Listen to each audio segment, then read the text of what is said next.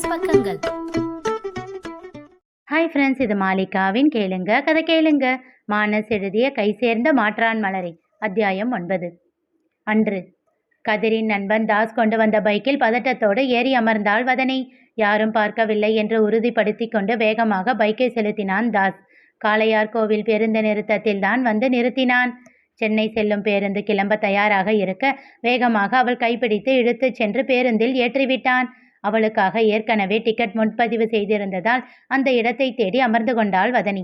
அவள் இருப்பிடத்தின் ஜன்னல் அருகே வந்து நின்ற தாஸ், பத்திரம்மா, சென்னையில் போய் இறங்கினதும் எனக்கு கால் பண்ணு என்றான். சரி அண்ணா. பேருந்து கிளம்பிவிட்டது. சீட்டில் சாய்ந்து அமர்ந்து கொண்டவளுக்கு வியர்த்து வழிந்தது. அப்பா அம்மாவை எதிர்த்து தன் விருப்பத்திற்கு எடுத்திருக்கும் முடிவு தவறாக போய்விடக்கூடாதே என்ற பயம் ஆழ்மனதில் இருந்தது. அதைவிட இன்னொரு பயம், இப்படி தனியாக சென்னை செல்வது. இதுவரை அவள் சென்னைக்கு சென்றதே இல்லை. அவள் தனியாக சிவகங்கைக்கு சென்றதில்லை. பள்ளி கல்லூரி எல்லாம் காளையார் கோவிலோடு முடிந்துவிட எப்போதேனும் விடுமுறைக்கு ஊர் சுற்ற அப்பா அவர்களை அழைத்து கொண்டு சிவகங்கை செல்வார். அவ்வளவுதான். மனதில் பயப்பந்து உருண்டது.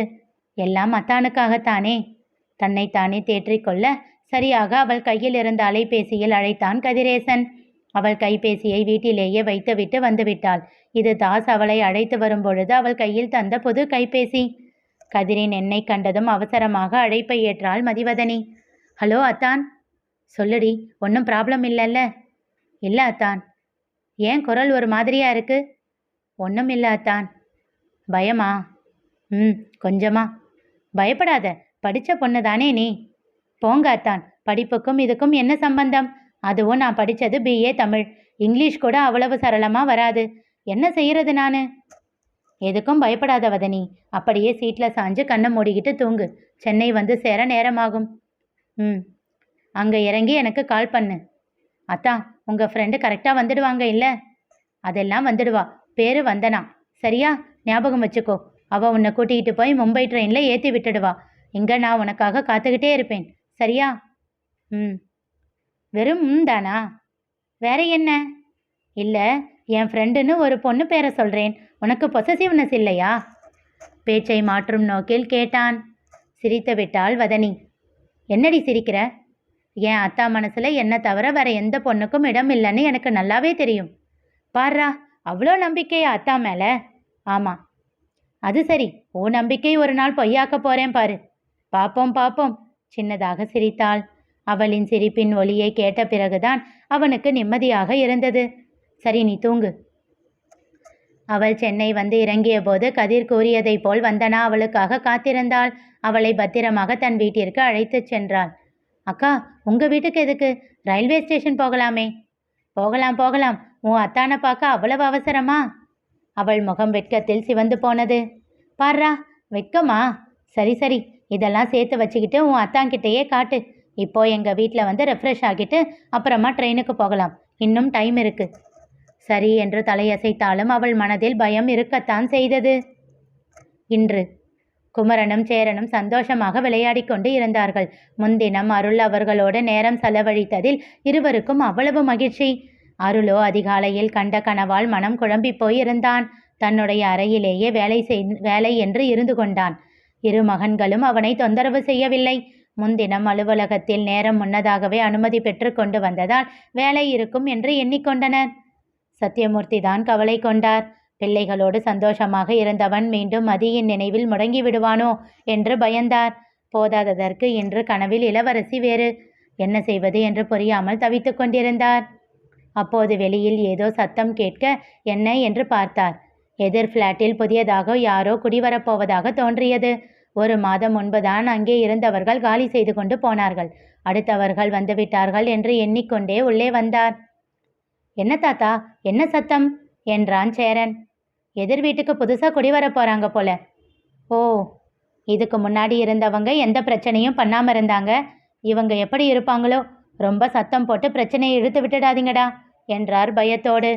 ஏனெனில் இரு வீடுகளுக்கும் நடுவில் இருக்கும் வராண்டா கொஞ்சம் குறுகலானது.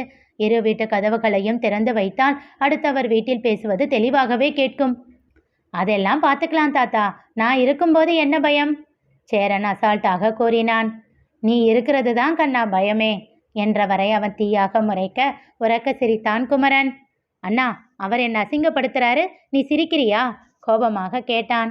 சரி சரி, கோச்சுக்காதடா, தம்பியை சமாதானம் செய்தான் குமரன். சத்தியமூர்த்தி சமையல் அறைக்குள் நுழைந்து விட மெல்ல குமரனின் காதை கடித்தான் சேரன். அண்ணா, வரியா? வர்றது யாருன்னு பார்க்கலாம். வேண்டாண்டா, அப்பா திட்டுவாரு. அதெல்லாம் அப்போ, நேத்துல இருந்து தான் அப்பா மாறிட்டாரே, அப்புறம் ஏன் பயப்படுற? அப்படியா சொல்ற? சரி வா, போய் பார்க்கலாம். இருவரும் பூனை நடை போட்டு கதவை திறந்து வெளியில் வந்தனர். தங்கள் தலைகளை மட்டும் அப்புறமும் இப்புறமும் திருப்பி திருப்பி பார்த்தனர். அதோ அங்க என்றான் சேரன். அவன் கை காட்டிய திசையில் பார்த்தான் குமரன். அந்த தளத்தின் லிப்டின் அருகில் ஒரு பெண் நின்று பொருட்களை எடுத்து வருபவர்களுக்கு கட்டளை பிறப்பித்துக் கொண்டிருந்தாள். யாரண்ணா அவங்க என்று அவள் முகத்தை பார்க்க முனைந்தான் சேரன். குமரனோ யோசனையில் ஆழ்ந்தான். என்ன ஆச்சு அண்ணா? ஏதோ கேட்ட குரல் மாதிரி இருக்குடா. அப்போ சரி வா, போய் யாருன்னு பார்க்கலாம் சொல்லிக்கொண்டே அந்த பெண்ணை நோக்கி சென்றான் சேரன். டேய், இருடா இருடா, போகாதடா, தாத்தா கிட்ட சொல்லிட்டு போகலாம் என்று கத்திக்கொண்டே அவன் பின்னாலேயே சென்றான் குமரன். அவர்களின் குரல் கேட்டு அந்த பெண் திரும்பி பார்த்தாள். அவளை கண்டு திகைத்தான் குமரன். மேம், நீங்களா? மகிழ்ச்சியில் குதித்தான். ஹேய் குமரா என்றாள் காயத்ரி. நீங்க தான் இங்க குடி வர போறீங்களா? உற்சாகமாக கேட்டான். ஆமா, உங்க வீடு இங்க தான் இருக்கா? மேம், இதுதான் எங்க வீடு. சூப்பர்டா. அவளுக்கும் சந்தோஷம். யாருமா என்றவாறே வந்தார் அவள் அப்பா. அப்பா, என் ஸ்டூடெண்ட்பா. அப்படியா? ரொம்ப சந்தோஷம். அப்போ உனக்கு தெரிஞ்சவங்க இருக்காங்களா இங்க? இப்போதான் நிம்மதியா இருக்கு என்றார் அவள் அம்மா. மேம், எங்க வீட்டுக்கு வாங்க என்றான் குமரன். கண்டிப்பா வரேன். நல்ல நேரம் முடியறதுக்குள்ள திங்ஸ் எல்லாம் வீட்டில் இறக்கிட்டு பால் காய்ச்சினதுக்கு அப்புறம் வரேன். சரியா? Okay ma'am. இவன் தான் உன் தம்பியா? Yes ma'am. சேரனின் கன்னத்தை செல்லமாக தட்டினாள் காயத்ரி. மேம், நான் போய் முதல்ல இந்த விஷயத்தை அப்பா கிட்ட சொல்றேன். சந்தோஷமாக அருளை தேடி ஓடினான் குமரன். அப்பா அப்பா கத்திக்கொண்டே வீட்டிற்குள் நுழைந்தான். கண்கள் மூடி நெற்றியில் விரல் கொண்டு வருடியவாறே யோசனையில் ஆழ்ந்திருந்தான் அருள். அவன் அருகில் சென்று அவனை உலுக்கி அப்பா அப்பா என்றான். கொஞ்ச நேரம் டிஸ்டர்ப் பண்ணாத குமரா, கண்களை திறக்காமலேயே கூறினான் அருள். அப்பா, ஒரு ஹாப்பி நியூஸ்பா, இங்க பாருங்களேன். அவன் அப்போதும் தன்னை கண் திறந்து பார்க்கவில்லை என்றதும் அவன் கையை பிடித்து ஆட்டி நாடி பிடித்து தன்னை பார்க்க செய்ய முயன்றான் குமரன். அதில் கோபம் கொண்ட அருள் பலார் என்று அவன் கன்னத்தில் அறைந்து, பேசாம இருன்னு சொல்றேன்ல என்று கத்தினான். டேய் என்று பதறிக்கொண்டு ஓடி வந்தார் சத்தியமூர்த்தி. குமரனோ கண்களில் நீர் திரள கன்னத்தில் கை வைத்து கொண்டு திகைப்பாக தன் தந்தையை பார்த்தான். குமரனின் முகத்தை கண்ட நொடி தன்னிலை அடைந்தான் அருள். குமரா, சாரி என்று அவனை நெருங்க ஓரடி பின்னே நகர்ந்தான் குமரன். அதை கண்டு அதிர்ந்தான் அருள். குமரா. கோபமாக குமரனின் கையை பற்றி கொண்டான் சேரன். ஒன்றும் தேவையில்லை என்றவன் குமரனிடம் கூறினான். நான் தான் சொன்னேன்ல, இவர் நேற்று சொன்னதெல்லாம் போய், இவருக்கு நம்ம மேலே எல்லாம் பாசமே இல்லை. நேற்று காயத்ரி மேம் அட்வைஸ் பண்ணதுனால ஒரு நாள் மட்டும் நடிச்சிருக்காரு. இவருக்கு எப்பவும் அம்மா மட்டும்தான் வேணும் என்று விட்டு மீண்டும் அருளிடம் திரும்பினான். பேசாம நீங்களும் அம்மா கூடவே செத்து போயிருக்கலாம்ப்பா சொல்லிவிட்டு குமரனின் கையை பிடித்து இழுத்து கொண்டு அறைக்குள் சென்று கதவை வேகமாக மூடிக்கொண்டான். அவன் வார்த்தைகள் அவனை கொல்ல அப்படியே தளர்ந்து போய் அமர்ந்து விட்டான் அருள். இனி நிகழப்போவது என்ன தெரிந்து கொள்ள தொடர்ந்து கேளுங்க, கதை கேளுங்க. மீண்டும் சந்திப்போம்.